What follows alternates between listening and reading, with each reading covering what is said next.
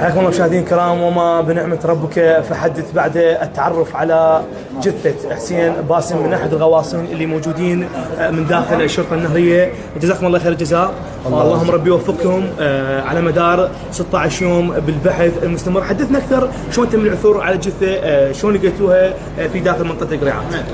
أولا عليكم السلام ورحمة الله، ثانيا احنا ألف رحمة على روح الغريق بهذا اليوم.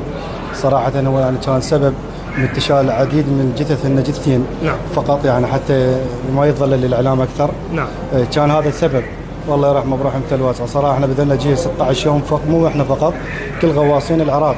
صح. عمل مجتهد وعمل مشترك، الحمد لله والشكر.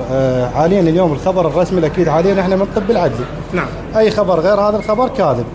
اليوم صار له 16 يوم هو الغريق. احنا حسب يعني خبرتنا وعندنا دراساتنا بالغوص، هاي مرحله طوفان، المفروض غرقان نطوف.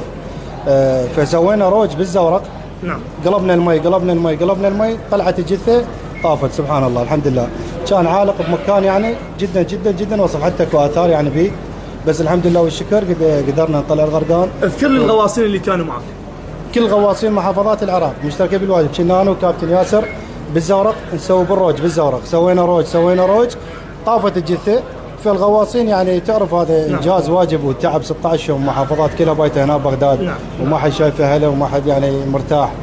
لكن الحمد لله والشكر، الله يعزك، الحمد لله والشكر. لما طلعت الجثه قلت لك انا وكابتن ياسر سوينا روج بالزورق، شفنا الجثه شالت من المي طاحت بالقاع.